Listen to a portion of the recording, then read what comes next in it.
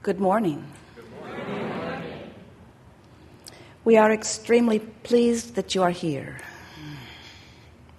It is good to come together for the purpose of co-creating. Do you agree? Yes. You are knowing what you are wanting? Yes. Really? Well, we believe that you do, to some extent. In other words, knowing what you don't want helps you to know what you do want, doesn't it? Someone said to us one day, when we were trying to get them to focus upon positive things, and we sort of laid out a list of positive things that she might think about, and she said, "Oh, Abraham, I don't want those. I've already got those."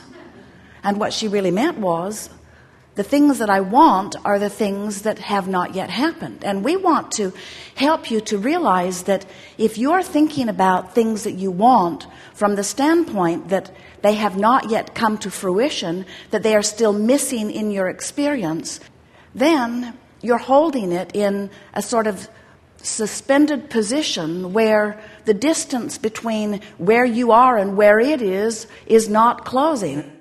So what we're wanting you to realize is you have these patterns of thought.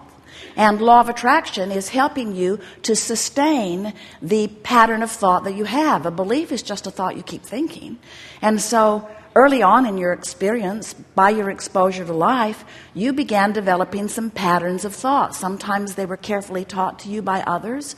Sometimes it came because of something that you observed and then talked about and then remembered and then attracted again and then talked about it and then remembered and then attracted again. In other words, life is very interesting here, isn't it? Because you can't talk about anything for very long before it begins to replicate itself in your life experience.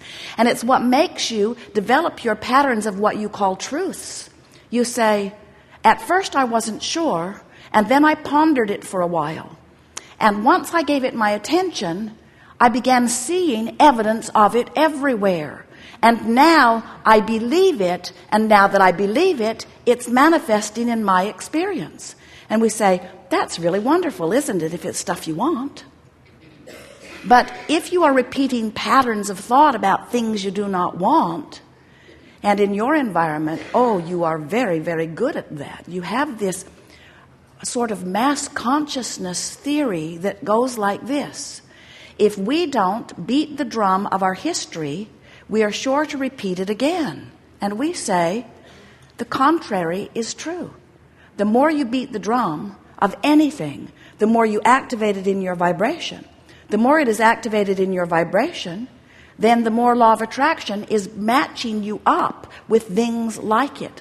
And the more law of attraction is matching you up with things like it, the more you observe it. And the more you observe it, the more you talk about it. The more you talk about it and observe it, the more you beat the drum of it or offer the vibration of it. The more you offer the vibration of it, the more law of attraction matches you up with it. The more law of attraction matches you up with it, the more you're living it, the more you're talking about it, the more you're beating the drum of it, the more you're offering the vibration of it. The more you're offering the vibration of it, the more the law of attraction lines you up with it. The more law of attraction lines you up with it, the more you notice it. The more you notice it, the more you talk about it. The more you talk about it, the more you offer it vibrationally. The more you offer it vibrationally, the more law of attraction lines you up with it. The more law of attraction we could go on. Your life experience is showing you that. You just cannot keep telling the same story without continuing to live the same circumstances. And so this gathering, we're calling it the art of allowing, but what it really means is the art of telling a different story, the art of telling the story the way life has helped you carve it out incrementally, but telling the story with your words, with your observations, with your expectations, with your vibration. Then when law of attraction is responding to your deliberate offering of thought, now you're getting what you want, not just what you're observing. Are there things in your life that are as you want them to be? Keep telling that story. Are there things in your life that are not as you want it to be? Don't tell that story. You cannot choose something that feels better until you are aware of what you are choosing.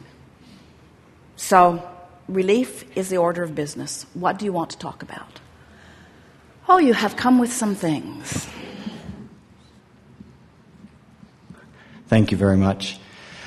This veritable fortune that I've been amassing for so long. Don't use sarcasm now. Oh. I'd love a little bit more of your experience on how I can deliberately be leaning more towards allowing it. Now, anyone who listens back, and especially those who are sitting here in the room, you might feel yourself wanting to say, especially by the end of the day, Abraham is really nitpicking here.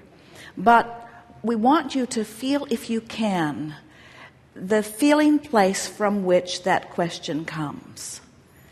In other words, this veritable fortune, and we sensed a sort of mocking tone.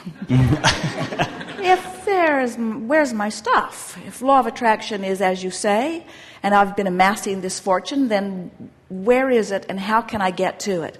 And we want you to just feel for a moment what is the dominant vibration within that sentiment that you offered? Was he offering the vibration from the lack of the money or from the having of the money? And we know, you say, well, of course he is, because it isn't there yet, so how can he offer a vibration about a state of being that he has not yet achieved? And we say, you just got to figure out how to do it, because until you do, you can't have the state of being that you want to achieve. You have to find the vibrational essence of it. And so the work is, you have to find a way of distracting yourself from the absence of the money while you activate within yourself a feeling of the money. So things like feeling appreciation for the prosperity that you are living, feeling appreciation for the possibility of more coming. In fact, we'd like to say that even when you get into an attitude of hope, you're much closer in vibration to allowing it than when you are in the vibration of doubt.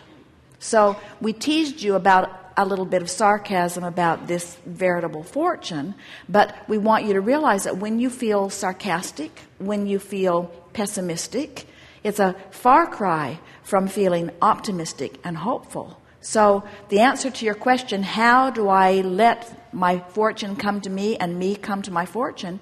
It's by pretending that it's already done, by taking pieces of the fortune and mentally expending it, by imagining how much fun it will be to have it, to enjoy the feeling of relief even before you have the actual reason to feel the relief, by caring so much about the way you feel that you guide your thoughts apart from the reality.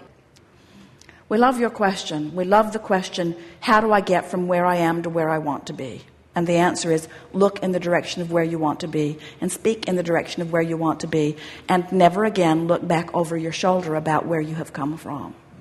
And if you can pull that one off, as soon as tomorrow, you'll have evidence of your veritable fortune. Astounding. Thank you.